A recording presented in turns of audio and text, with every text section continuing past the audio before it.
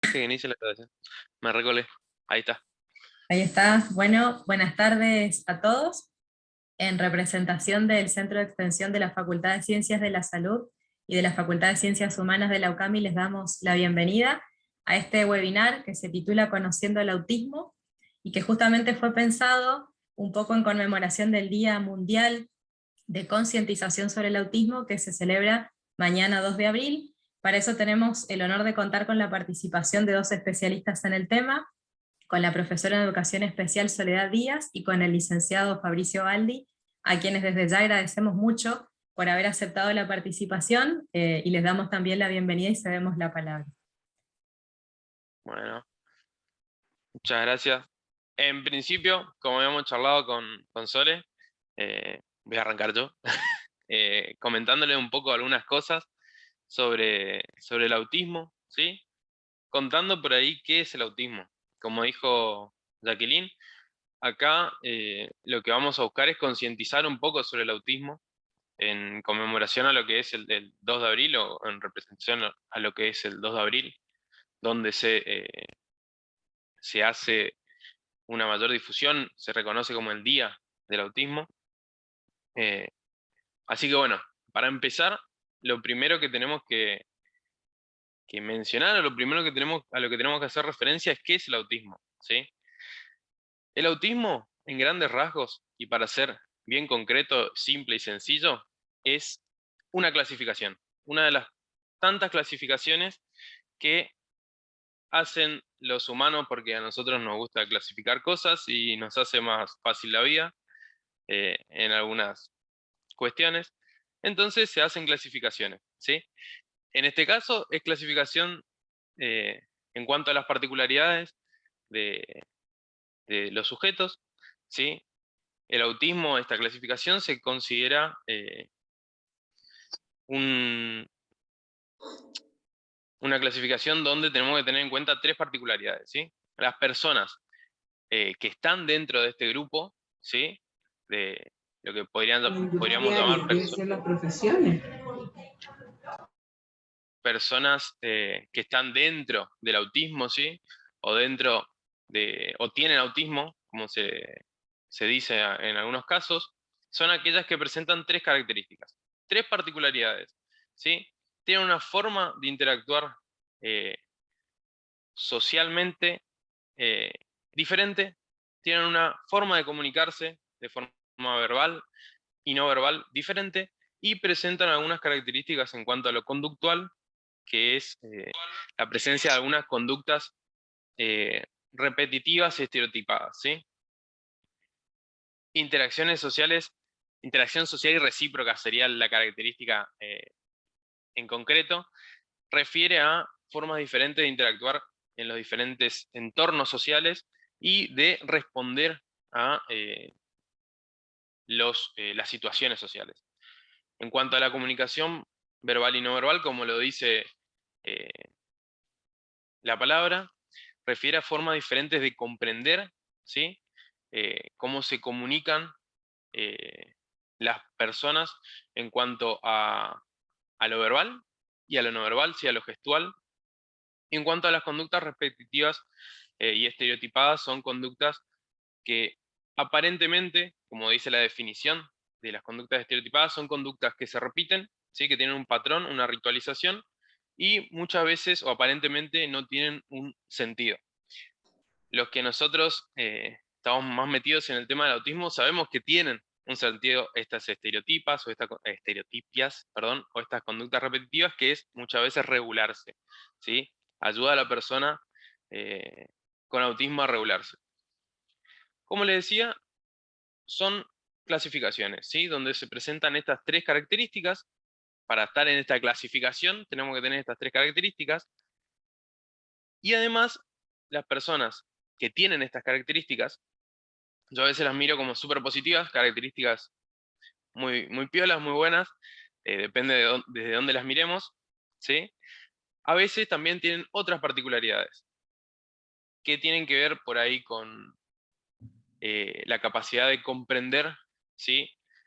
Algunas cosas de formas diferentes, ¿sí? Y de registrar lo que percibimos a través de los sentidos de formas particulares, ¿sí? Las personas que se encuentran dentro de lo que es el autismo, ¿sí? Eh, pueden percibir los estímulos de forma más intensa o menos intensa en algunos casos, ¿sí? No todas las personas con autismo tienen estas singularidades en cuanto a lo sensorial, ni todas las personas con autismo tienen singularidades en cuanto a lo motor, ni todas las personas con autismo tienen singularidades en cuanto a lo intelectual, ¿sí? Como les digo, tenemos estas particularidades, las tres particularidades principales que mencioné al principio, y lo particular del autismo es que estas tres características y estas cuestiones eh, en cuanto a lo sensorial, motor e intelectual que hablábamos, se pueden presentar en una gama infinita de posibilidades, ¿sí? Muchas veces se habla de los autismos. ¿Por qué? Porque estas características se presentan de formas muy heterogéneas en cada persona, ¿sí? Y se complementan obviamente con las particularidades eh, propias de cada sujeto como en cualquier persona. Por eso hablamos de un espectro del autismo, eh, donde ahí vamos a incluir a, a todas las personas que tengan estas características en todas sus variantes y que podamos clasificar como personas dentro del autismo. Estas características, como le dije, para mí son súper piolas porque son formas diferentes de sentir, de pensar, de interactuar, de comunicarse y de presentar algunas conductas, eh, pero nuestro contexto en el cual nos desenvolvemos, nuestra sociedad, nuestra cultura, muchas veces no está preparado para poder comprender estas formas de interacción, comprender esta forma de comunicación, o para poder darles un espacio a estas formas, a estas particularidades que se presentan en las personas que están dentro del espectro de autismo, ¿sí? Por eso muchas veces se dice que el contexto es el que lo pone en un rol, tanto a la persona con autismo como a cualquier persona, en un rol de discapacidad, ¿sí? Entonces el contexto muchas veces es discapacitante. Muchas veces van a escuchar también hablar del autismo como una discapacidad, y para mí es esto. Igual que una persona que tiene una silla de ruedas, ¿sí? Las capacidades de esa persona eh, no están disminuidas o no están eh, afectadas si yo, no sé, pongo todas las cosas en un mismo nivel, si en un mismo piso, o si pongo una rampa, ¿se entiende? Yo no estoy equiparando, ¿sí? O estoy equiparando el acceso a todas las cuestiones que podemos tener en nuestra sociedad, ¿sí? Pero yo lo estoy discapacitando a esa persona en silla de ruedas si le pongo, no sé, un aula en una universidad en un segundo piso y no le pongo un ascensor o una rampa, ¿se entiende? Lo mismo pasa con el autismo.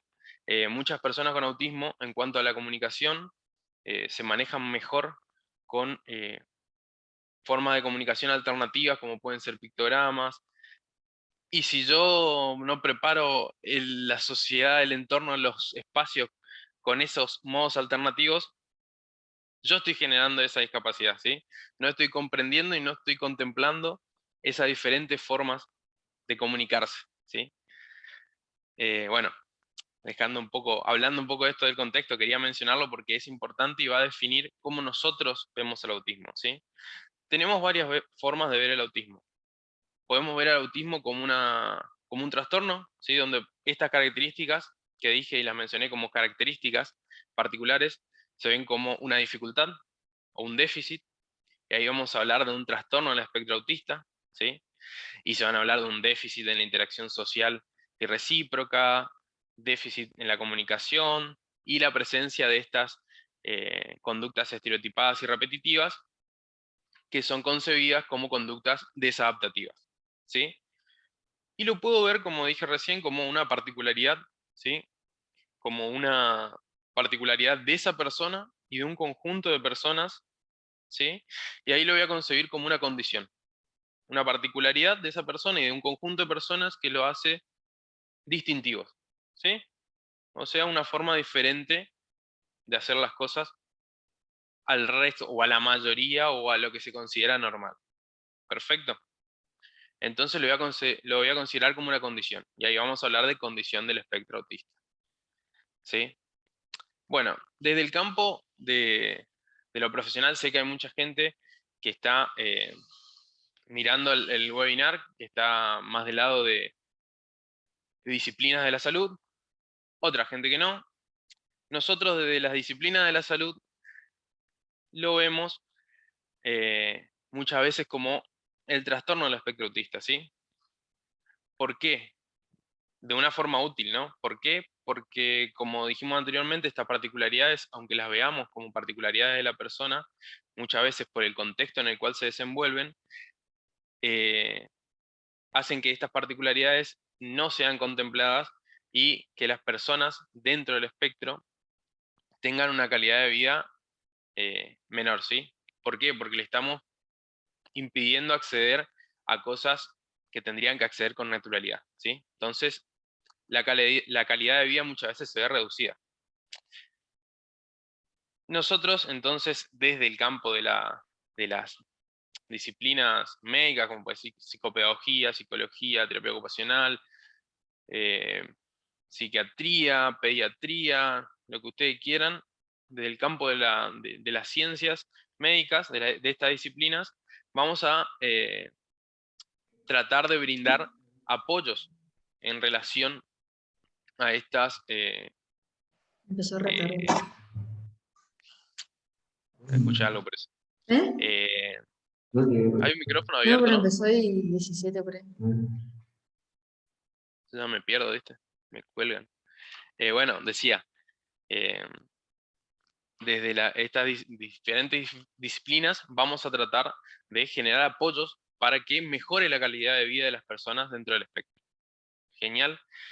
Y para poder brindar estos apoyos o saber qué cantidad de apoyos, de qué forma vamos a brindar estos apoyos, se suele hacer una subdivisión de aquellos que se encuentran en este espectro, ¿sí? Entre personas que necesitan un alto nivel de apoyo, ¿sí? Necesitan muchos apoyos, personas que necesitan un nivel moderado de apoyos y personas que necesitan un nivel de apoyo leve, ¿sí? Dato de color y que se suele dar en la clínica es que en la mayoría de los casos se trabaja desde una edad muy temprana en lo que es el autismo, ¿sí? Y en la mayoría de los casos, esos chicos tienen una necesidad de apoyo, de una gran necesidad de apoyo, de muchos apoyos, ¿sí? Yo creería que en la mayoría, o en casi todos, eh, en toda la población dentro del espectro necesitan muchos apoyos. Pero el posibilitar, ¿sí?, la presencia de estos apoyos, el brindar acceso a estos apoyos, hace que se vaya evolucionando, ¿sí?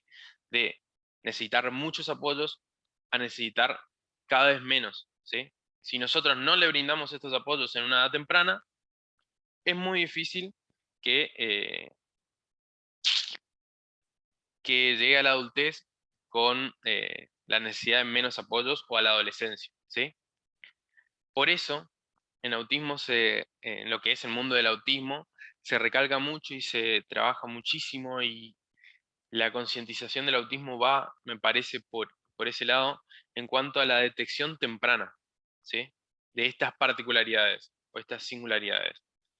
Detección temprana que, bueno, se hace de muchas formas, se puede hacer mediante la observación clínica, mediante técnicas de screening, que ¿qué van a hacer? Nos van a permitir ver en un sujeto cuántas características presenta en relación a estas particularidades, o a estas tres características eh, fundamentales que hablábamos del autismo, ¿sí? cuántas conductas relacionadas a estas características presentan. Entonces, al hacer estas técnicas de screening, yo voy a ver si presentan muchas conductas relacionadas a estas características, voy a tratar de orientarlos hacia una consulta para que se pueda determinar o no un diagnóstico, ¿sí? Que el diagnóstico, lo iba a hablar después, pero ya me voy a enganchar por ahí, muchas veces, por muchos profesionales también de la salud, es muy negado, ¿sí? Y es visto como algo malo. Pero el diagnóstico es necesario para saber por dónde arrancar, qué hacer, qué apoyo brindar, y también para muchas cuestiones en torno a el acceso a las prestaciones, ¿sí?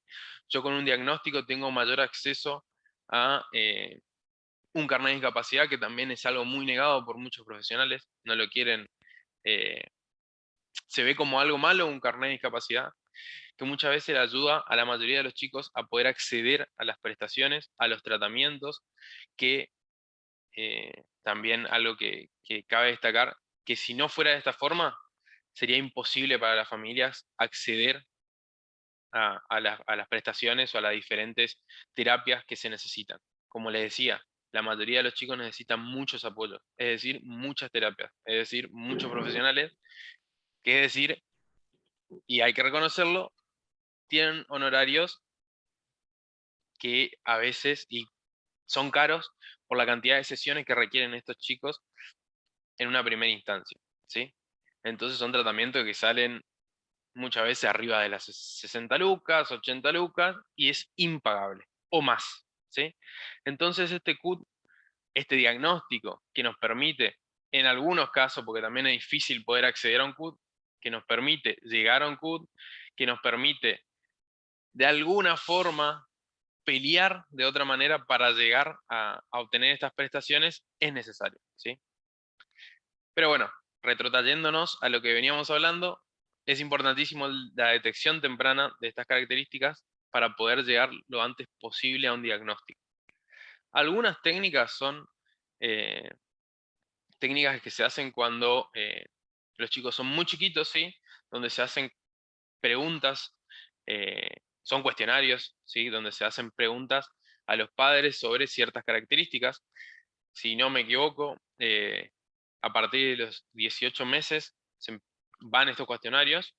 eh, Después tenemos la observación clínica, ¿sí?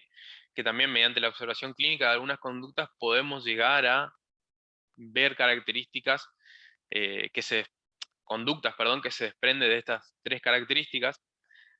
Y después, en la adultez, también tenemos técnicas de screening, ¿sí? Porque uno siempre piensa en los niños con TEA, y también hay adultos con TEA, ¿sí? Y se habla de técnicas de screening, ustedes me podrán decir, y bueno, pues si ya lo diagnosticaste de chico, obviamente, ya va a tener un tratamiento. No siempre se llega a un diagnóstico de chicos, ¿sí? No todos tienen la suerte de poder acceder a un diagnóstico o a un test de screening eh, a temprana edad, ¿sí? Actualmente, por ejemplo, en nuestra provincia, hubo un avance muy grande en estos últimos 10, 11, 12 años en cuanto a la detección y en cuanto a la cantidad de diagnósticos que se hacen, pero anteriormente era casi nulo el conocimiento por ahí que había sobre la temática y sobre estas técnicas. Entonces, puede pasar que se haga un diagnóstico recién en la edad adulta. Para eso tenemos técnicas también, cuestionarios como el AQ, que son técnicas de screening, que nos sirven para poder orientar a la persona hacia un profesional que pueda hacer un diagnóstico.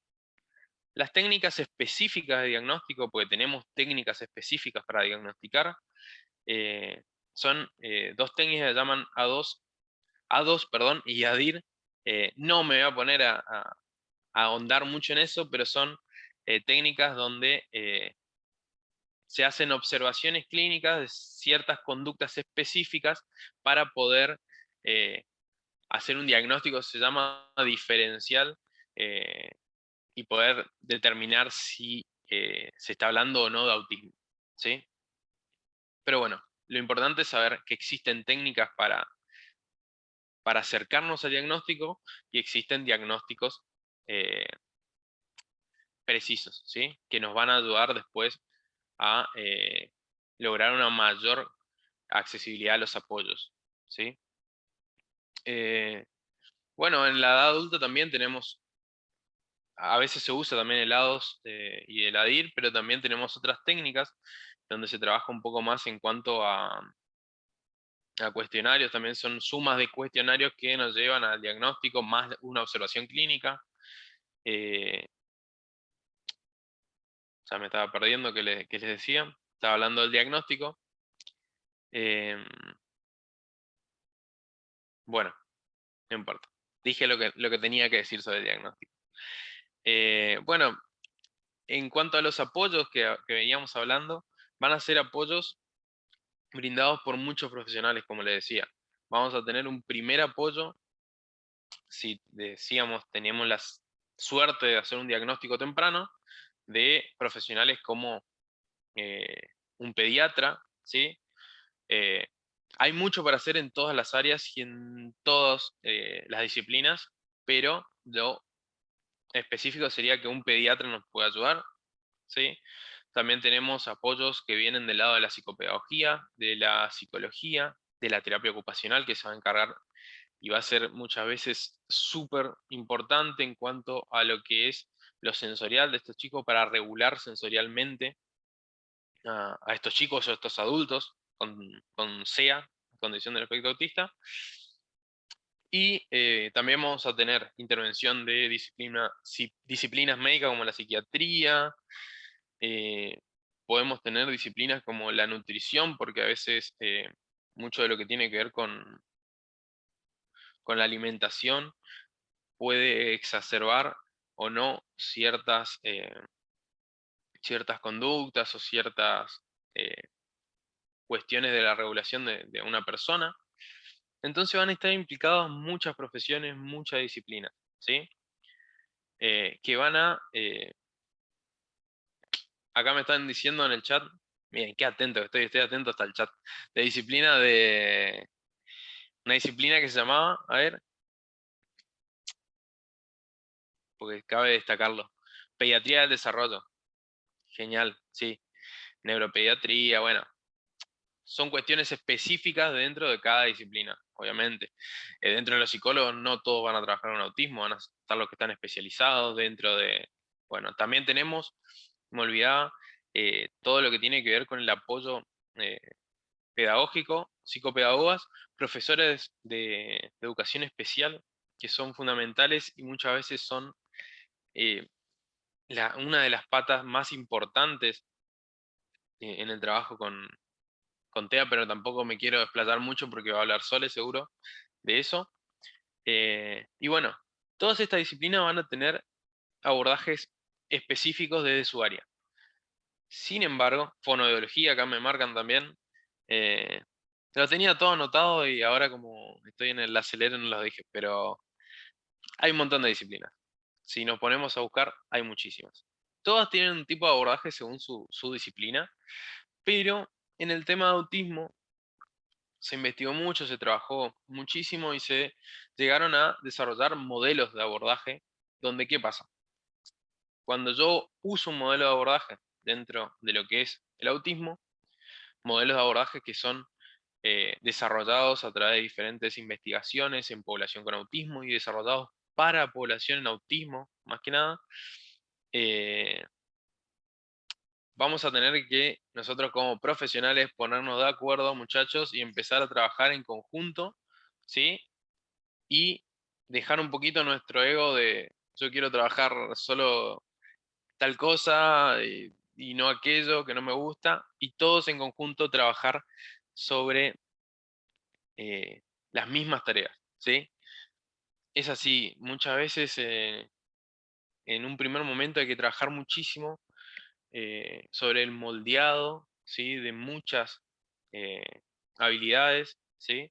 Ya les voy a explicar las diferentes formas de trabajar o de moldear estas habilidades, conductas. Tenemos que moldearlas y por ahí el psicopedagogo va a hacer lo mismo que el psicólogo en diferentes días, pero va a hacer lo mismo para que esta conducta o esta habilidad se pueda incorporar y el chico o el adulto pueda tener esto que le decía, una mejor calidad de vida. Puede acceder de otra forma a, a los diferentes sistemas en los que está inmerso, ¿sí? O los diferentes contextos en los que está inmerso. Bueno, estos modelos tenemos varios, algunos de los más conocidos son el ABA, que es un modelo muy conductual, que muchas veces se utiliza a una edad muy temprana para incorporar varias habilidades. Ninguno de estos modelos es el mejor de todos, ni todos vamos a estar de acuerdo con los modelos que se presentan por ahí. Resuena más para los que están en el palo de estas disciplinas que les decía, que seguro hay por acá muchos, van a tener su opinión sobre uno que otro modelo, pero bueno, son los que existen, los que están validados y los que se utilizan, ¿sí? ABA es un modelo bien conductual, ¿sí? Va a trabajar sobre conductas, es un modelo duro de trabajo, se trabaja mucho, muy fuerte y sobre el moldeado de conductas de una forma muy dura. Vamos a ponerlo en esas palabras, ¿sí? Pero lo importante es que acá vamos a moldear habilidades y conductas a través del comportamiento o de la acción misma, ¿sí? Después vamos a tener otros modelos como son el modelo Teach o Pearce, que son modelos más centrados en el trabajo eh, de, referido al trabajo de habilidades sociales, ¿sí? Ahí justo decía Soledad, no existen modelos malos ni buenos, es cómo se aplica muchas veces eh, y cuándo lo vamos a usar y cuándo no. Está perfecto el aporte. Bueno, les decía, tenemos a otros modelos como Teach y Pearce, que son modelos que trabajan sobre las habilidades sociales. Son modelos donde se moldean habilidades sociales y comportamientos sociales, pero de una forma diferente, más mediados por la palabra, eh, tienen más en cuenta ciertas cuestiones cognitivas y no tanto conductuales. Y después vamos a tener otras intervenciones eh, que están relacionadas al juego, como el floor time y el sunrise, ¿sí? Que trabajan más con actividades lúdicas y se moldea a través de actividades lúdicas.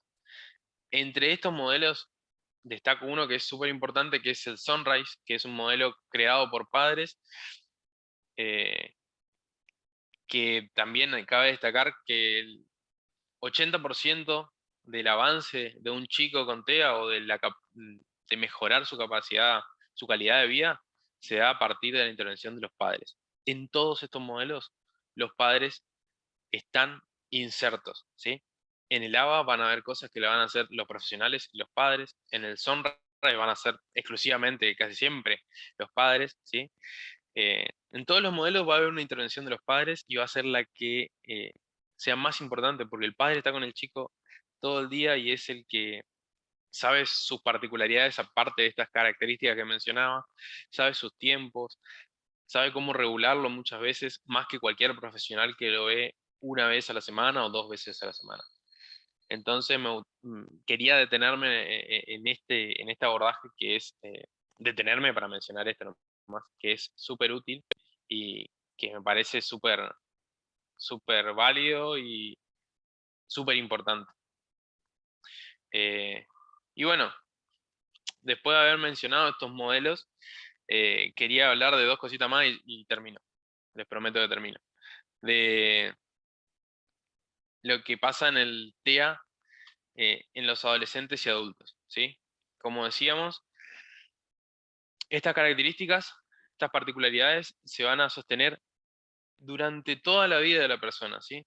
Lo que va a cambiar es cómo la voy acomodando y cómo las voy moldeando para que me den más acceso a algunos lugares eh, que quiero acceder, ¿sí? O que es necesario acceder, ¿sí? Eh, Es decir, que una persona que fue diagnosticada de chico va a tener estas mismas características de adolescente y de adulto, ¿sí? Va a necesitar menos apoyo seguramente, si hubo una intervención temprana, eh, va a tener más moldeadas estas características, pero van a estar igual, ¿sí? y lo fundamental que muchas veces siguen necesitando apoyos en la adolescencia y en la edad adulta. Lo que pasa es que, como le decía, a veces es muy difícil llegar a un diagnóstico, pasa, entonces se llega en la adolescencia o en la adultez, y es muy difícil también sostener los tratamientos. Suele pasar que en la adolescencia y en la adultez todos los apoyos que había desaparecen por múltiples factores, ¿sí? Porque los profesionales a veces no estamos preparados para trabajar con adolescentes y adultos, porque a muchos otros, le hablo por ahí desde el campo de la psicología, lo hablé con muchos psicólogos por ahí,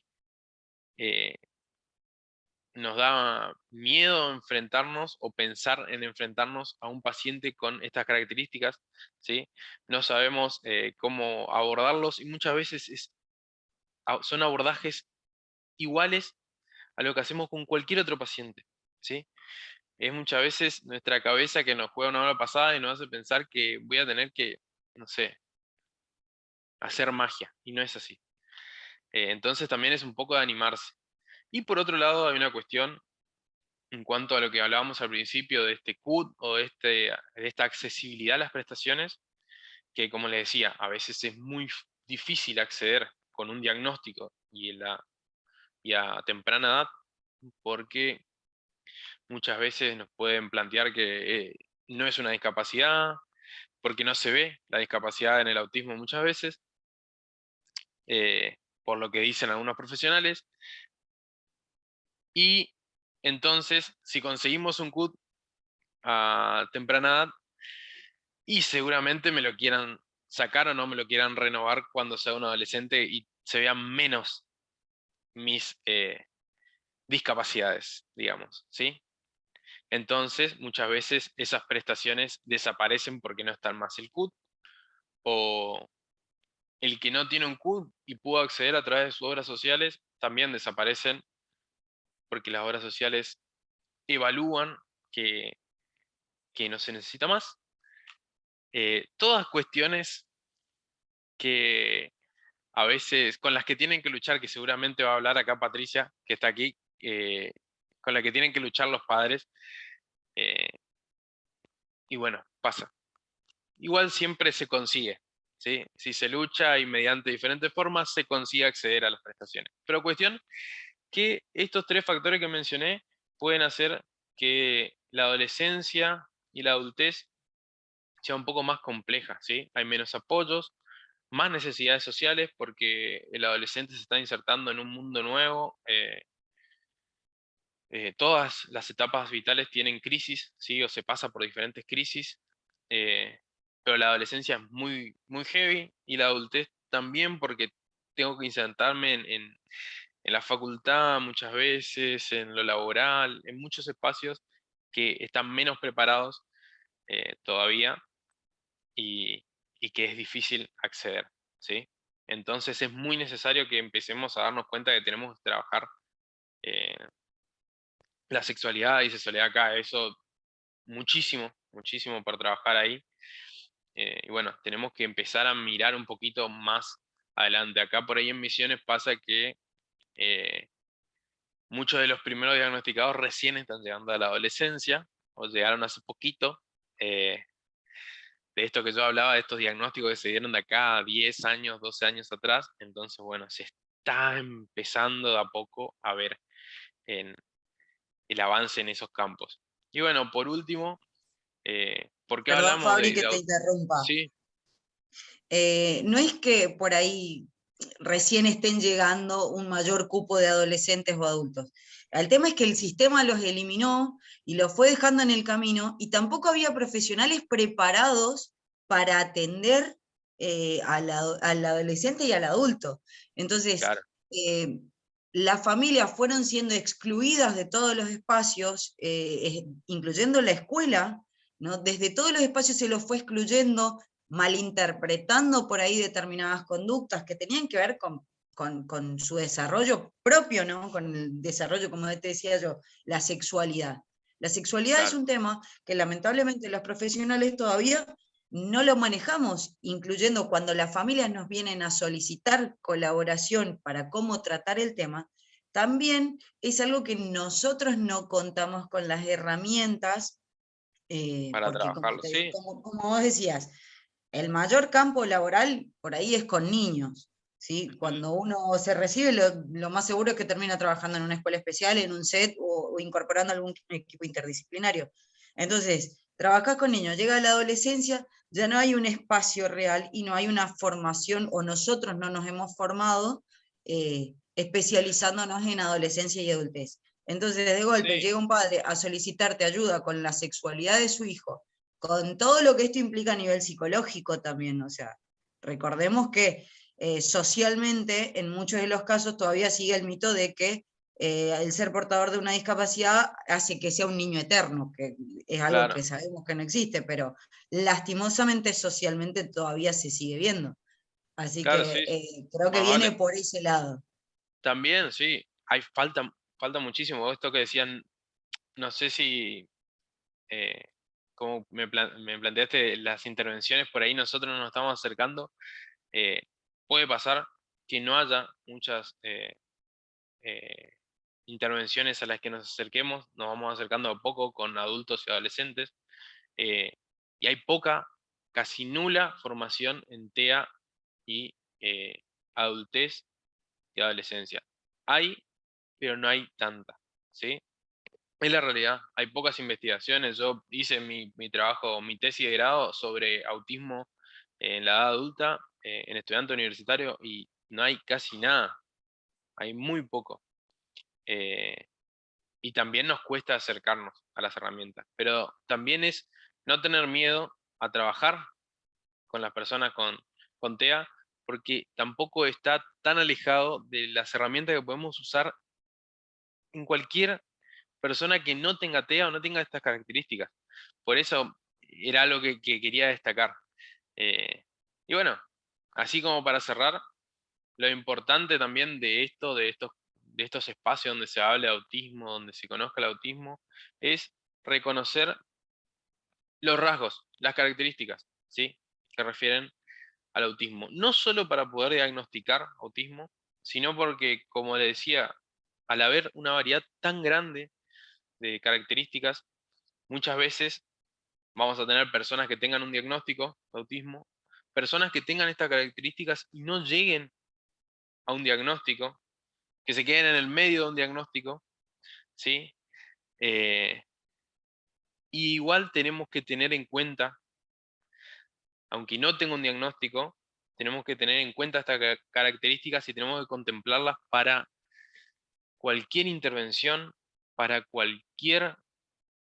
eh, para cualquier espacio eh, social, ¿sí? Para cualquier lugar donde vayan las personas, tenemos que tener en cuenta estas características para hacer una detección temprana si es el caso, si se necesita, y en el caso de que no se llegue al diagnóstico, también contemplar estas características para que cualquier persona tenga un diagnóstico pueda estar eh, incluida en la sociedad, ¿sí? Para que no pase esto, como dijo Sole, que se vaya eyectando a las familias eh, y a las personas de los diferentes ámbitos sociales. Y bueno, eso nomás. Ahora va a hablar un rato Patricia Zarza, una mamá eh, de un chico con SEA, chico, chica. No, la verdad, no me informaron bien. Pero una mamá de una persona con estas características.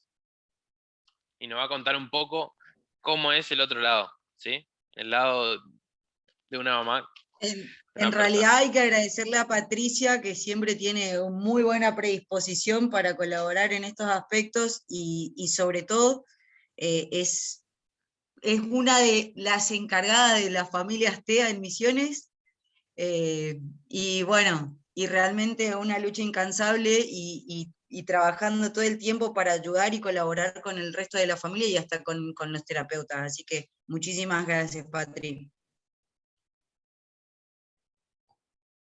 Hola, perdón, ¿se me escucha? Sí, Perdón, ¿qué tal? Buenas tardes a todos. Pido perdón por el momento en que intervengo, pero más que nada aprovechando que todavía están todos presentes, antes de dar la palabra a la siguiente, a esta mujer, a Patricia, quisiera pedir los que puedan, si pueden activar sus cámaras para poder hacer una captura de pantalla, que sería como una especie de foto, así tenemos registro de este webinar, si puede ser. Voy a esperar que todos, o por lo menos los que puedan, activen sus cámaras, así hago la captura. Espero un ratito.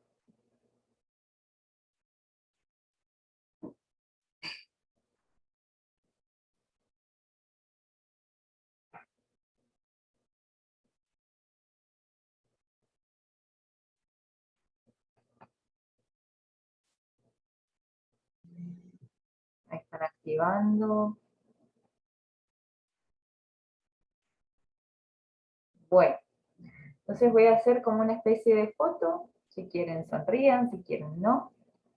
Y voy a hacer a la cuenta de 3 y hago como una especie de foto, ¿sí? 1, 2, 3. Una más, 1, 2, 3. Ahí estamos, muchas gracias. Y ahora sí le dejo la palabra a Patricia, que es mi tocaya de apellido porque mi apellido también es Zarza. Hola, buenas tardes. Mi nombre es Patricia Ivana Zarza. Soy mamá de Camila, de 8 años. Yo asesoro entre 10 y 15 padres por día en todo lo que es un asesoramiento social de discapacidad, lo digo yo, que tiene que ver con obras sociales, tiene que ver con la escuela, tiene que ver con beneficios de ANSES, pensión, AUH, SUAF. Hay mucha desinformación, hay mucha violencia institucional, desde sacar el CUT, donde nos encontramos con profesionales amantes del psicoanálisis, nos tratan de malos padres, que ya se le pidió al Ministerio de Salud que por favor identifique estos profesionales amantes del psicoanálisis y los saque del circuito del CUT. Para sacar el CUT, acá en Posadas Misiones, solamente se necesita la historia clínica de un pediatra o neurólogo y informes de observación clínica, como decía él. No hace falta helados para sacar el CUT. Acá en Posadas al menos. Yo así lo hice hace 5 años, justamente tengo que renovar ahora CUT de mi hija. Tengo 3 veces cambié de obra social, hasta que encontré una que realmente le brinda todo a mi hija, no tengo queja.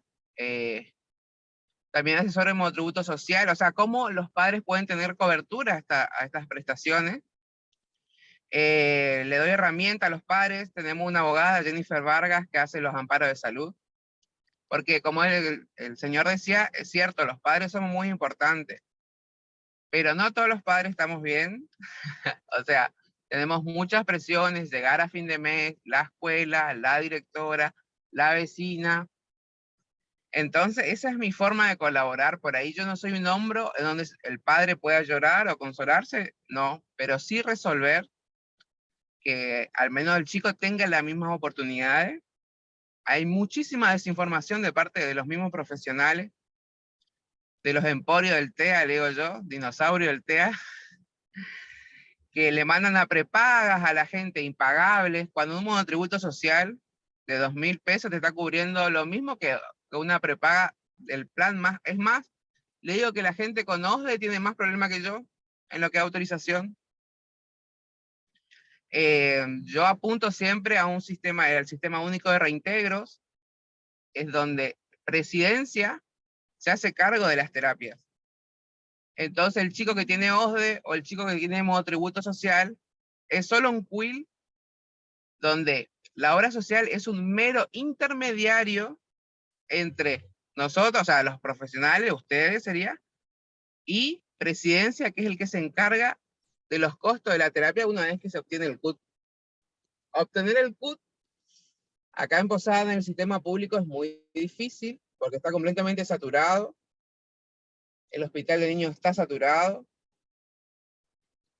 Es una constante lucha contra... O sea, como yo no tengo muchos problemas en esta vida, yo por ahí me encargo de llevar... Ahora, por ejemplo, estoy en la esquina de ANSES porque vine a hablar con el jefe de ANSES para que dejen de vulnerar derechos, por más que mi hija tenga todo. Porque para mí todos se merecen la misma oportunidad que mi hija. Mi hija, si mi hija puede, los hijos de todos pueden. Y ese es el tema. Yo cuando empecé, yo tenía muchos cuestionamientos a los tipos de terapia, pero tuve la suerte de encontrar profesionales abiertos, porque por más que mi hija esté muy comprometida, y, o sea, tiene mucha necesidad de apoyo, o sea, sería el grado 3, me escucharon, respetan mi visión de que yo quiero una buena convivencia con mi hija. No me importa si cumple o no las expectativas de la sociedad. Yo quiero que mi hija tenga una niñez feliz. Leo muchos adultos en redes. Julio Pereira, lo apoyo mucho. O sea, me cae muy bien, porque yo soy como él. O sea, también los padres tenemos, yo creo que yo también, no digo que tengo autismo, pero sí tengo varias peculiaridades que me siento muy identificada con mi hija.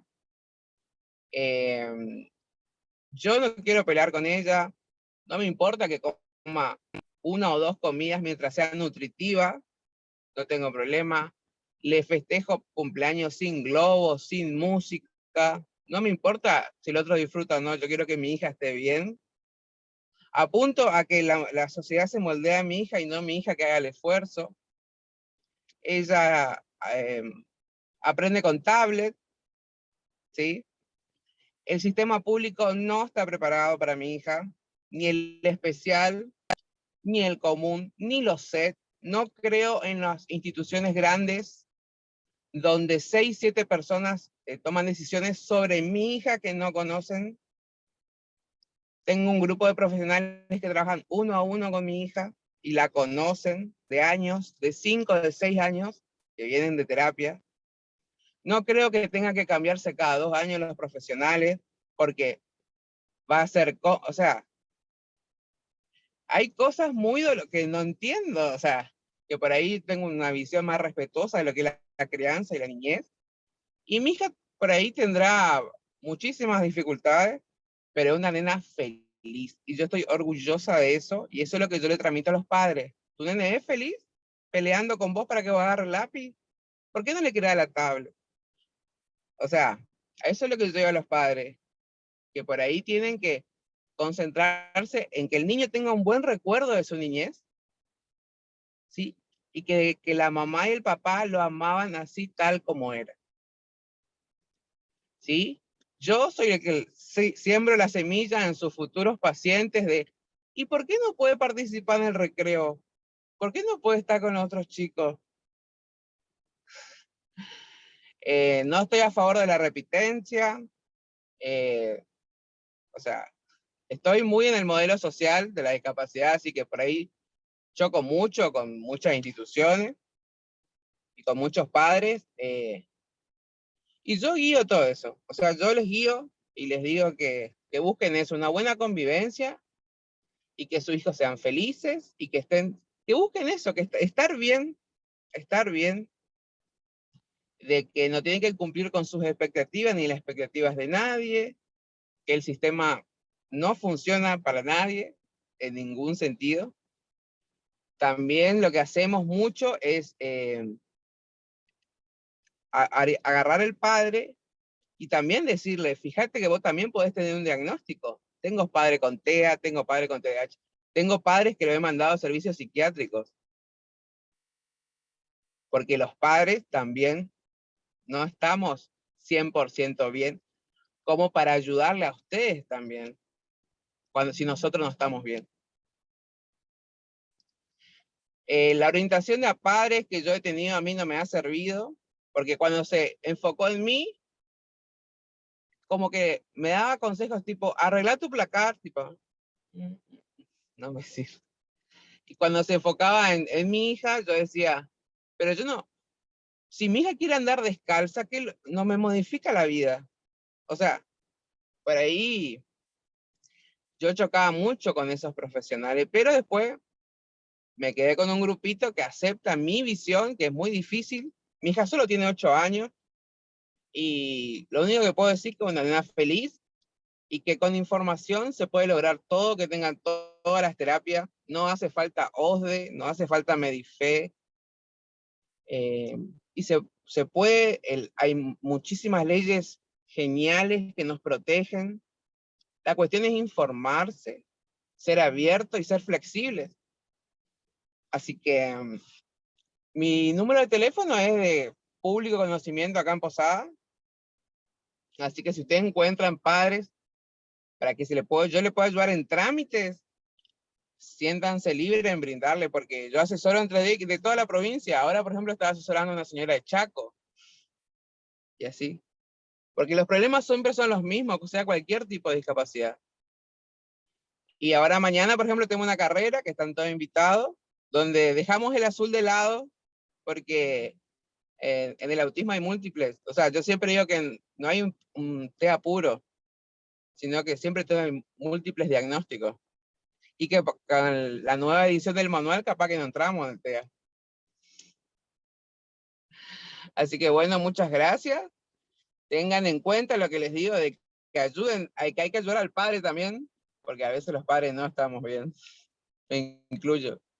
Así que muchas gracias por el espacio.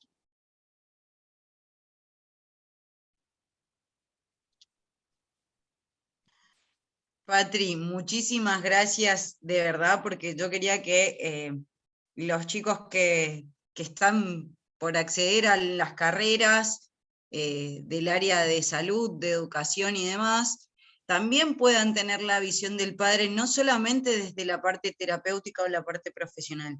Creo que en esto que venía diciendo mi colega y Patricia, deja súper en visto que nos seguimos centrando en el modelo médico, seguimos centrándonos en lo patológico en sí, y nos estamos olvidando de la verdadera inclusión. Seguimos hablando de integración, seguimos haciendo todo para la integración, y el medio sigue sin adaptarse al alumno, sin adaptarse a la persona, sin acomodarse el mundo, y que deje de ser al revés, ¿sí? Te doy un ejemplo de hoy. De la municipalidad colgó carteles, pictogramas para los colectivos ahora, las paradas. Ajá. Pero ellos no, seguramente que los profesionales que estuvieron involucrados nos hicieron un grupo de usuarios que usan el transporte público y el sistema administrativo para ver si va a funcionar. Se está faltando con la Convención de los Derechos de las Personas con Discapacidad. No lo hacen parte. Totalmente. Por eso tenemos pasa en todas las áreas de discapacidad, Patrick. Incluyendo con los profesionales también. Y sí. Entonces eso, dejar un poco de lado y hacerle más protagonista a ellos, a las personas. O sea, respetar más la convención, digo. Así que lo esperamos todos mañana. En realidad es respetar los derechos que ya están otorgados, y que, o sea, una de las grandes causas, las grandes peleas es por qué un padre que ya tiene establecido por ley, que tiene todas las convenciones organizadas, que ya están todos los derechos puestos, sigue teniendo que pelear día a día para que acceda al certificado único de discapacidad, para que acceda a los beneficios que tiene y que pueda acceder a las terapias libremente. ¿Por qué seguimos en esa circunstancia de burocracia, donde se pierden un montón de cosas en el camino? Y esto que hablábamos hoy de los adolescentes y adultos también tiene que ver con la burocracia que deja perder en el sistema. Lastimosamente. Bueno. Muchísimas gracias, Patri. Abrazo enorme. Bueno, les informo que tengo mi cámara apagada porque trabajo en equinoterapia, estoy acá en el campo, en Apóstoles puntualmente, y por ahí se corta un poco la señal, así que cuando apago la cámara tengo mejor recepción de sonido, ¿sí? Bueno, esto que decían los chicos, yo estaba tomando notas acerca de lo que estaban hablando entre Fabri y Patri, y pude apuntar algunas cosas. Creo que la importancia de todo esto es que como profesionales o como futuros profesionales realmente podamos hacer un buen diagnóstico, y si no lo podemos hacer, tratar de derivar a quien corresponda, buscar las especialidades y tratar de derivar. La preparación y formación de nosotros como profesionales y de la preparación y formación para los alumnos, que le permita generar herramientas reales para que las personas con TEA puedan acceder a los diferentes espacios, ya sea el escolar, el de formación laboral. Hay un montón de leyes hoy por hoy que están hablando de la inclusión de personas portadoras de una discapacidad en los ámbitos laborales. De hecho, en las empresas hay una quita de impuesto con respecto a esto, y por la inclusión de personas con discapacidad a sus oficinas, pero que no se cumplen, lastimosamente no se cumplen.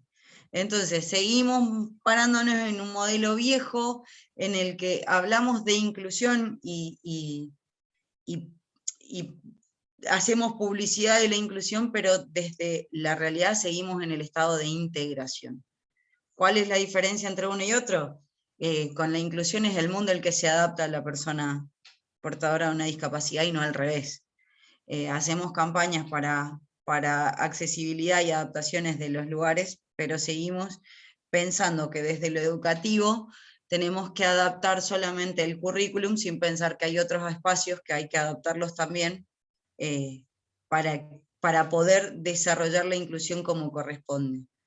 Seguimos por ahí como profesionales sin tomarnos el tiempo y hago un mea culpa como profesional, ¿no? De prepararnos, o ya sea desde el ámbito de la educación común, porque hoy por hoy todas las personas tienen acceso al sistema educativo común. Entonces, encontrarte con una persona portadora de un TEA, una persona portadora de una discapacidad, es algo que se volvió habitual y normal. Entonces, tenemos y debemos prepararnos y organizarnos para esto, en todos los ámbitos educativos, ¿no? Primaria, secundaria, terciaria y universitaria, ¿no? O sea, tenemos que acomodarnos. Puntualmente, una persona que recibe un diagnóstico, si lo recibe a la edad temprana, continuando con lo que decía Fabri, va a pasar a lo que es estimulación temprana. Es una etapa súper importante. Va a seguir con psicopedagogía inicial. O sea, quiero que por ahí puedan ver todo el camino que tiene que atravesar una persona portadora de una discapacidad, y va a ser estimulación temprana, psicopedagogía inicial. Veremos de acuerdo a cuál sea el diagnóstico si va a kinesiología o no después, y ahí viene toda la batería de profesionales: psicólogos, psicopedagogos, fonoaudiólogos, terapista ocupacional, todos estos profesionales y más, incluyendo las terapias alternativas y complementarias, ¿sí? Esto paralelo a la educación básica. Así que imagínense la carga horaria que tiene una persona portadora de una discapacidad y la cantidad de profesionales que ve. Ahora, tomemos el tema del TEA puntualmente. ¿Cómo hacemos con una persona que le cuestan los cambios, como explicaba Fabri, que tiene por ahí una imposibilidad de aceptar los cambios de primera? ¿Cómo hacemos para incluirles tanta gente nueva? Esto es progresivo, debe ser progresivo, debemos tratar de sostener y de mantener los equipos. Como decía la mamá, ella no está de acuerdo con que cada 2 años cambien los equipos, pero en el momento en que el chico empezó a acostumbrarse a una persona que empezó a poder desenvolverse de manera normal, porque lo veo una vez a la semana sacando las vacaciones, ya sea de invierno y de verano, el profesional cambia. Entonces tampoco podemos sostener una terapia real, y viene el nuevo profesional a empezar de cero, y ahí vamos quedándonos. Y se va quedando todo en el sistema. La gran excusa en el área de integración es que los docentes comunes no están preparados para recibir a personas con discapacidad. Creo que al 2022 esa es una excusa que para mí es simplemente una excusa. Todos tenemos el acceso a formaciones, sean con puntaje o no, pero tenemos acceso a la formación, tenemos materiales bibliográficos para leer desde todos los ámbitos, la red y todo lo que tenga que ver con la virtualidad favoreció a que nosotros que estamos acá en Misiones podamos capacitarnos con gente de cualquier parte del mundo, así que creo que hoy por hoy eso sigue siendo parte del modelo anterior. pero que nos cuesta cambiar y nos cuesta modificar también a nosotros. ¿Alguien tiene alguna pregunta hasta este momento? Porque si no paso a la parte de equinoterapia puntualmente.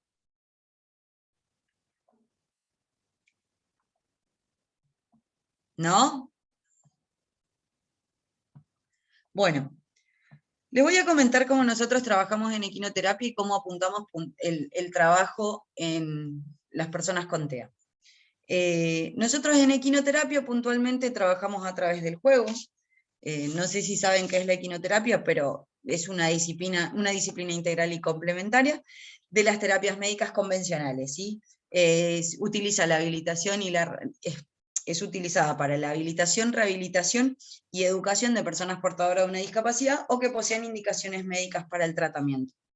Esto se hace mediante el uso de un caballo, que debe ser un caballo sano, apto y certificado debidamente, y que está entrenado para este fin, ¿sí?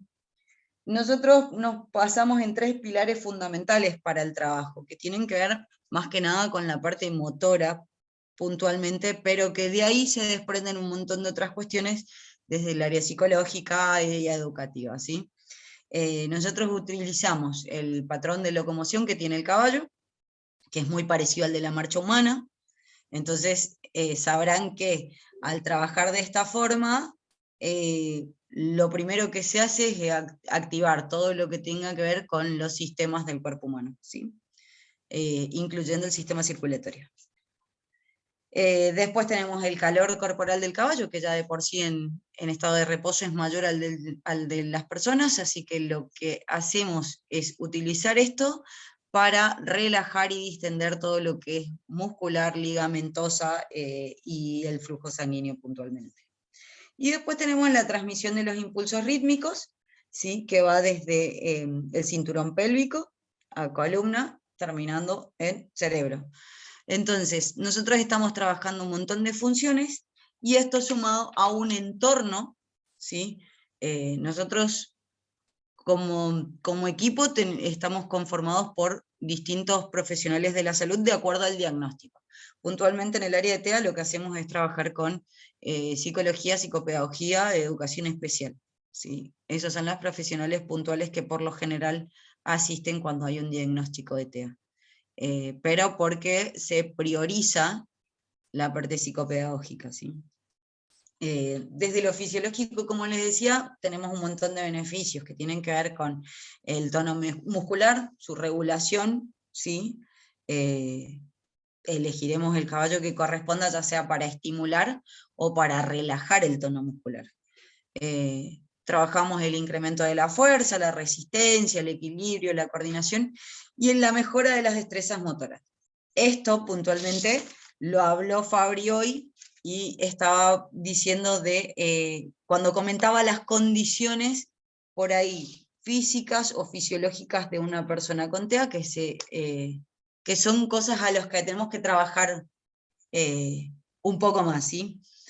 Pero desde el aspecto psicológico permite a quien practica esta actividad asociar las sensaciones físicas con nuevas reacciones en relación con él mismo y con el entorno. Entonces otra vez seguimos fomentando y trabajando las cuestiones que tienen que ver con el diagnóstico del TEA, ¿sí? Las zonas que están más afectadas o donde encontramos mayores problemáticas, ¿sí? Sabemos que en TEA las 2 grandes áreas donde más problemas existen es en la comunicación y en el habla, ¿sí? Son las pautas fundamentales. Bueno, casi todas las sensaciones están relacionadas con el área psicoafectiva. Todas estas que nombré, más que nada está relacionada con el área psicoafectiva, ¿sí? También con la estimulación cognitiva y con la expresividad. La equinoterapia incrementa la autoestima, la seguridad, fomentamos la autonomía y el autocontrol, y tratamos de mejorar la comunicación, de potenciar la concentración y el respeto por los animales, sobre todo. Trabajamos mucho lo que tiene que ver la concentración y atención, ¿sí? Nosotros trabajamos desde la parte educativa puntualmente, hay un montón de cuestiones que podemos trabajar de lo que tiene que ver con contenidos pedagógicos, ¿sí? no sé, desde la comunicación, por ejemplo, nosotros podemos trabajar hoy, como hablaba Fabri, con los pictogramas. Es fácil colocarlos, por supuesto que hay que profundizar en el tema, hay que estar preparados para trabajar, porque no es simplemente colocar una imagen y tratar de que entienda que esto, que no sé, que esto quiere decir darle de comer al caballo, ¿sí? Hay preparación para esto, y el niño tiene que poder comprender los pictogramas, no es que de la noche a la mañana las trabajamos, ¿sí? También se trabajan con agendas. Por lo general esto ya viene derivado de los equipos al trabajar de manera interdisciplinaria con nosotros, lo que hacemos es ver cuáles son los canales o las vías alternativas de comunicación que existen, y en base a eso utilizarlas para el trabajo en equinoterapia. ¿Qué es lo que nos favorece? Sergio, tenés abierto tu micrófono. ¿Qué es lo que nos favorece el espacio de la equinoterapia puntualmente? Es que hacemos lo mismo que se hace en consultorio, pero al aire libre, a través del juego, con un montón de estímulos, ya sea desde lo visual, lo olfativo, tenemos un caballo de por medio, así que lo táctil está todo el tiempo trabajándose. Entonces, son una carga importante de estímulos que hay que aprender a procesarlos y a trabajarlos. Por eso, trabajar con TEA implica tiempo, implica paciencia, implica una responsabilidad terrible, porque uno tiene que en todo momento estar decodificando un mensaje, uno como profesional, estar haciendo el mismo trabajo que está haciendo el jinete o la amazona que está en ese momento trabajando. No es que solamente la persona con TEA tiene una imposibilidad de hacer la lectura. Creo que a veces nosotros como profesionales también tenemos una imposibilidad de leer como corresponde, y por ahí se malinterpreta, y es donde creo que los adolescentes por ahí terminan saliendo del sistema, la expresión en la comunicación con violencia. Estamos hablando de chicos que de tener un metro, no sé, de tener un metro cuando empezaste a trabajar con ellos, de golpe tiene unos 70, unos 80, y ya es como un tanto difícil poder manejar la situación. Entonces, ¿qué pasa? Creo que por ahí como terapeutas muchas veces confundimos la frustración o el intento de comunicar que algo no le gusta o que está incómodo con violencia, y entonces lo vamos sacando del sistema y se va derivando a otras áreas que todavía no corresponden o que en realidad no corresponden. Entonces volvemos a medicar, volvemos a retrasar un montón de procesos que por ahí se había trabajado intensamente. Y como decía Fabri, a veces se tarda mucho en recibir un diagnóstico, y cuando se recibe, la reeducación de conductas es más difícil, porque ya son patrones adquiridos y que ya están estables, asimilados y acomodados psíquicamente.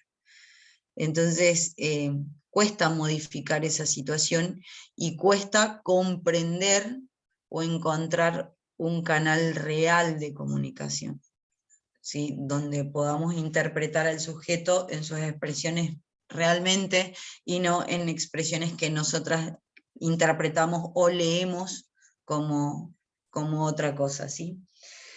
Desde el caballo puedes trabajar con el contacto ocular, es algo que cuesta muchísimo en las personas con TEA, el contacto visual. Entonces, desde el caballo y por el lugar en el que estén ocupando, nosotros tenemos la posibilidad de hacer contacto visual, ya sea con nosotros o con el equino. Hace poco leí una publicación que decía que se estaba estudiando justamente la relación de las personas TEAs con los equinos, porque tienen conductas muy parecidas, con la diferencia que los caballos son entrenables. Entonces, sí, desde lo que es psicoterapia, sí hay varios estudios que hacen referencia a esto. Se puede trabajar con signos, con señalar, con pedir, con rechazar. Se puede ampliar el vocabulario, si tiene algo de vocabulario verbal, porque hablamos de vocabulario verbal, porque sí, el vocabulario siempre está presente. A veces gestual o con el lenguaje corporal está, pero hablamos del lenguaje verbal puntualmente, podemos ampliarlo desde ahí y siempre es a través del juego. En cuanto a aspectos cognitivos reales, como ya le decía hoy, atención, memoria, concentración son cosas que se trabajan constantemente, ¿sí?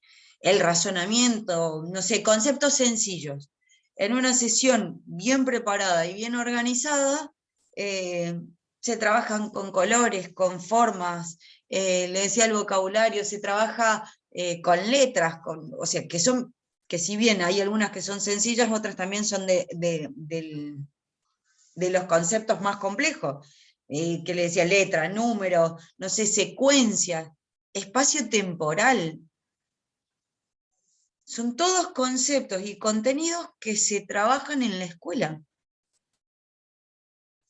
Y que nosotros tenemos la posibilidad, las conductas anticipatorias, de trabajar desde un ámbito, entre comillas, menos estructurado, y digo entre comillas porque esto no quiere decir que la sesión no haya sido preparada, que no haya objetivos para el trabajo, que no haya un plan de trabajo real, y que no haya una planificación cierta y específicamente para cada persona que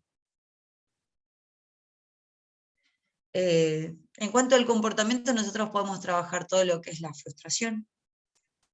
El caballo tiene la posibilidad de reflejar un montón de conductas, ¿sí?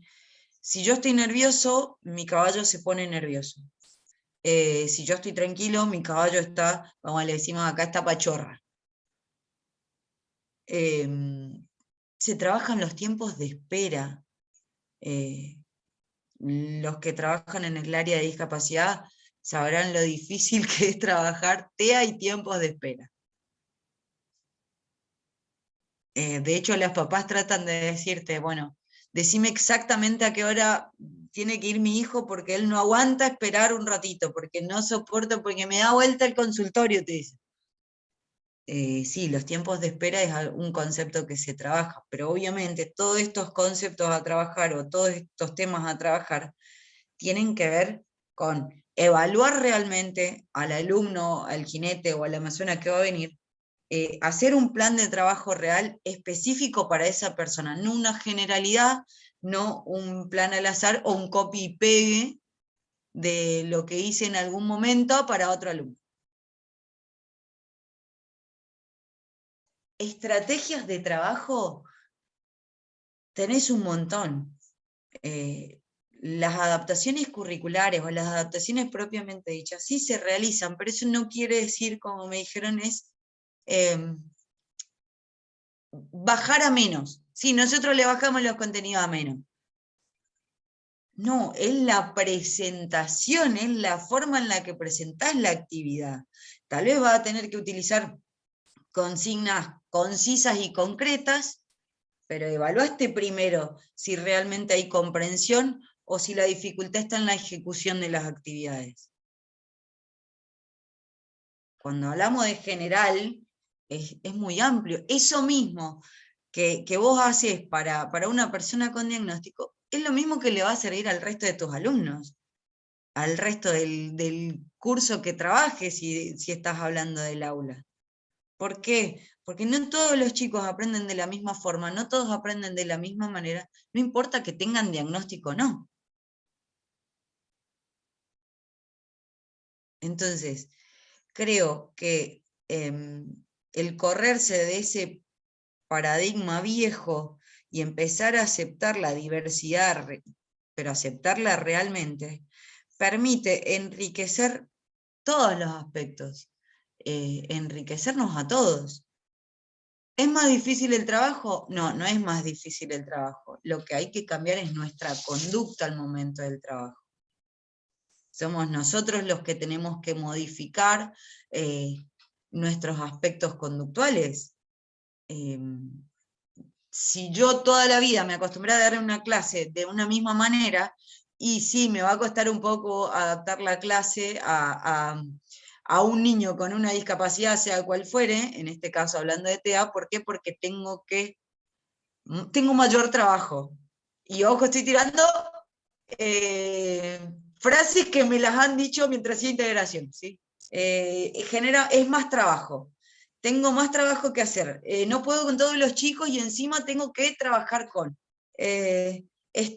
Tengo 29 alumnos y él que viene con la maestra. No, tenés 30 alumnos, Patricia. Tenés 30 alumnos y tenés una pareja pedagógica o un apoyo en el aula que te va a permitir a vos poder planificar y armar estrategias que te van a servir para todo el grupo. Hacer adaptaciones y adecuaciones no quiere decir que yo tenga que bajar el contenido o bajar el nivel de contenido, o mientras le estoy dando, por decir un tema, el ecosistema, al resto le doy que me pique papelitos. No. No es eso, no. O sea, tenerlo dentro del aula no quiere decir ni siquiera que está inserto ahí. Es parte de un número. Y ahí es donde volvemos otra vez a los problemas para integrar y para hablar de inclusión. Entonces siempre le digo, nosotros hablamos desde lo teórico de la inclusión, pero seguimos haciendo integración. De hecho, se siguen llamando maestras integradoras.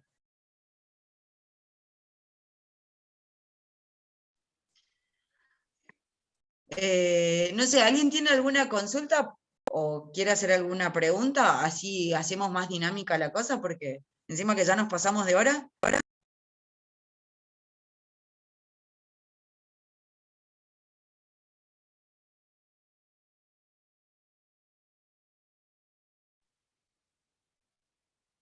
¿Alguien que quiera Silencio en la acotar sala. algo? Acá veo una imagen de un tal Sergio, no sé su nombre, que está en un auto. Sergio, diga lo que tiene atravesado, señor.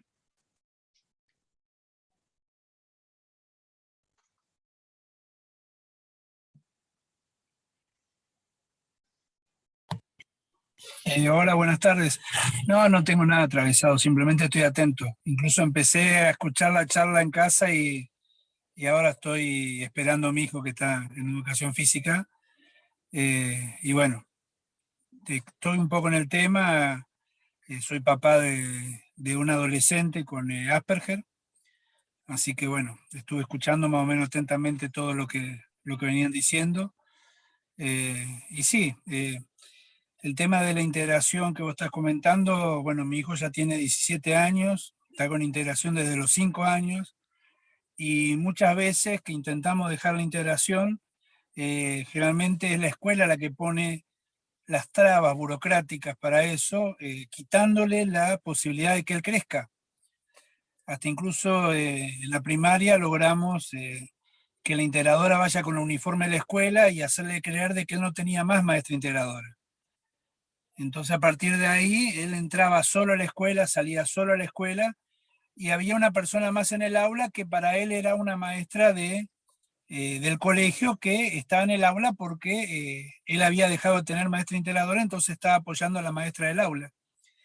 Pero las escuelas generalmente tienen ese problema de que no suelen acompañar ni escuchar el trabajo del grupo terapéutico de los chicos, que a veces tratan de hacer cosas para que ellos mejoren su independencia, su autovalía, y parece que trabajan a contramano de eso. Y ese es un tema que habría que resolver porque muchos chicos se le quita la posibilidad de que vayan abandonando terapias durante la etapa de la primaria, que tiene mayor flexibilidad mental para adaptarse a los cambios. Y después se malacostumbran a tener generalmente una maestra integradora, alguien que le anota las cosas porque, por ejemplo, tiene a veces problemas de motricidad fina. O sea, en lugar de plantearle desafíos para que vayan superándose, la escuela a veces genera un ámbito donde se bloquea esa posibilidad de crecimiento de los chicos. Por eso es bueno que se den estas charlas, que intervengan docentes, que vayan aprendiendo de que el mejor bien que le pueden hacer a un chico en un aula es tratarlo igual que a los demás, no tener ajustes curriculares, por ejemplo, cuando no lo necesitan, o que los ajustes sean más bien de formas, más de contenido, para que incluya a todos los chicos del aula. A veces pasaba con el tema de los exámenes, dice, bueno, como él tiene maestro integrador hay que hacer exámenes especiales. No, hay que hacer exámenes que a todos los chicos les sirva. Por ahí a lo mejor si tiene problemas de motricidad fina, exámenes con multi-choice o cosas por el estilo que le ayuda a que se sienta parte del aula y no una persona rara dentro del aula. Pero bueno, por eso estaba atendiendo nomás, me pidieron que hable simplemente para comentar eso. Pero sí, no, es muy importante que se siga difundiendo y nunca es poco cuando se trata de difundir de autismo porque hay mucho desconocimiento de la sociedad. Incluso, bueno, nosotros trabajamos con otros padres desde hace mucho tiempo también tratar de concientizar y una de las cosas que pedíamos era que en los consultorios pediátricos se haga un streaming desde cuando son chiquititos para ver cosas en el desarrollo del chico que por ahí no van ajustados a los parámetros normales. No solamente talla y peso, sino que también evalúen temas cognitivos para ver si hay algo que se está desarrollando distinto a la media y prestar atención y derivarlo, llegado el caso, para una consulta más, más específica. Pero bueno, los felicito por el hecho de que generen esto y ojalá que se sigan haciendo eventos por lo menos para que se vaya difundiendo el tema. Bueno, salvo de pantalla y de sonido, pues ya está por salir, gracias. Sí, yo creo que lo importante es que los profesionales que estamos en el área y los nuevos, los que van a venir, también puedan empezar a formarse desde este lado, digo, ¿no? Porque por lo general, ¿qué pasa? Nosotros, bueno, en mi carrera específica, ¿no? Pero en la mayoría ven el área de discapacidad como un taller. Entonces, cuando salen al campo laboral, se encuentran con todo el mundo de la discapacidad, con 1.000.000 de diagnósticos, con un montón de libros y cosas por leer, que es abrumante, y todos los días te llega un alumno nuevo o un paciente nuevo, con un diagnóstico distinto y con una particularidad distinta. Entonces, empezás a ver y te ahogás. Claro. Y Perdón, Sole, perdés la capacidad por ahí de visualizar. que intervengo, Sí, pero con yo respecto a me lo que... disculpo si en algunos minutos me tengo que retirar porque Sí, tengo yo pacientes. también, yo también.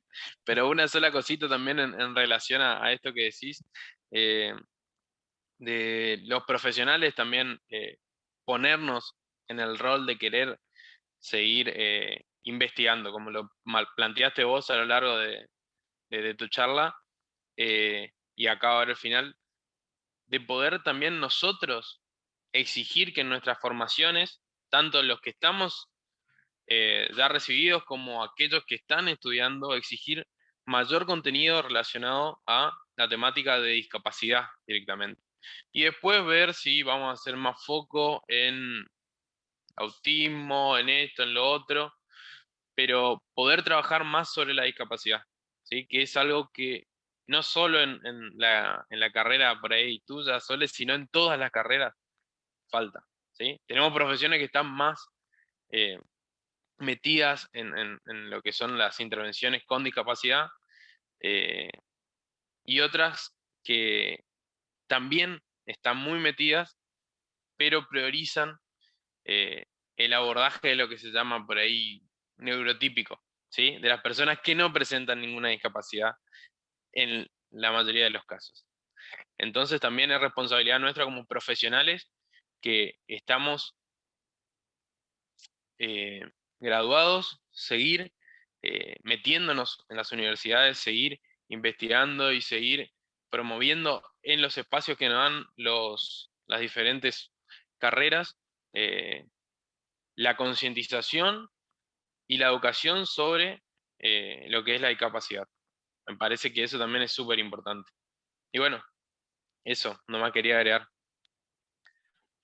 Perdona a todos, pero debo retirarme. Muchísimas gracias, como le puse, por el espacio, por el tiempo. La verdad que estos son espacios que son enriquecedores porque uno puede compartir y, como hablábamos al principio, hasta una charla de café de filosofía también es importante y ayuda al crecimiento y a compartir, no solamente desde lo terapéutico, o a mí no me gusta estar del lado del profesional impartiendo, sino me gusta más por ahí el enriquecimiento que tiene con el ida y vuelta con la gente y con la gente que está desde el lado terapéutico y desde el lado de familia. Entonces me gusta por ahí el poder charlar unos con el otro y poder intercambiar opiniones, como decía, hoy para mí era importantísimo que Patricia estuviera, porque ella lo vive todos los días y pelea y da y ayuda a las familias a que se le haga más fácil el camino que a ella le costó muchísimo.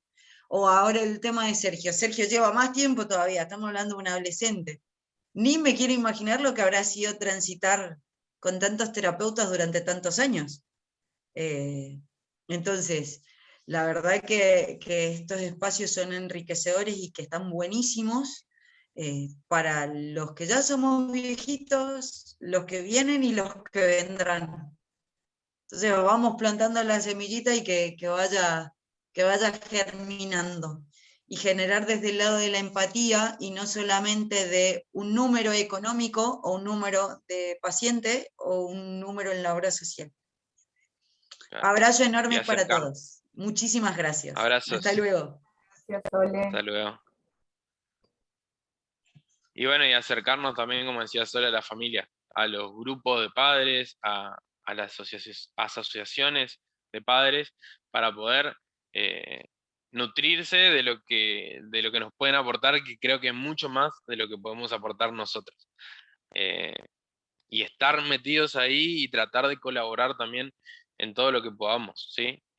Difundiendo y laburando también. Porque como decía Sole, no tienen que ser los pacientes un número, ni tiene que ser una sesión paga, sino que tiene que ser algo que nos mueva desde lo personal a tratar de darle una mejor calidad de vida. Eso tiene que ser lo que nos motive como profesionales. Por eso me suma a lo que plantea ella, ¿no? De poder acercarnos más a los padres y ser más partícipes de todas las necesidades que nos pueda presentar y de estos grupos, de estas asociaciones, ¿sí? Y colaborar un poquito más, porque es verdad, muchas veces no colaboramos lo que deberíamos colaborar con las familias.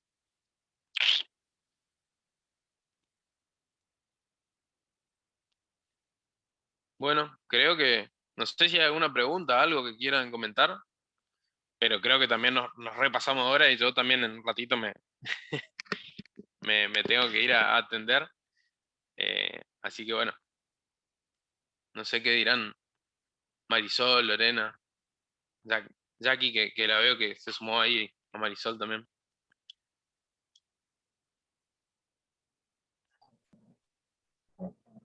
Bueno, entonces, si no hay preguntas, bueno, y ya varios se fueron desconectando, vamos a dar por finalizada esta actividad de extensión, que fue una actividad justamente integrada por ambos, o digamos, iniciada por ambos centros de extensión, tanto de la Facultad de Ciencias Humanas como la Facultad de Ciencias de la Salud.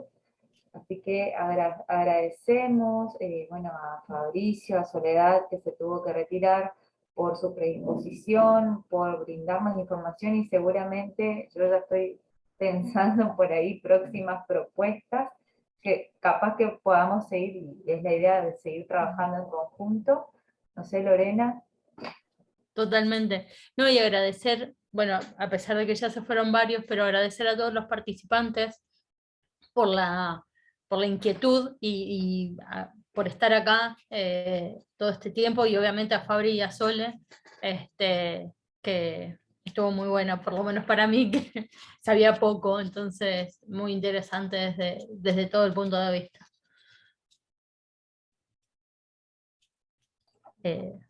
Muchas gracias a todos, nuevamente. Y hasta la próxima. Hasta la Sí. próxima. Seguramente vamos a seguir viendo, en profundizar la temática o pensar otras temáticas similares que necesitan ser puestas en palabras, concientizar y justamente para actuar y como dijo Fabricio, para mejorar la calidad de vida, ¿sí? Muchas gracias. Bueno, Gracias. chao. Hasta luego. Hasta luego.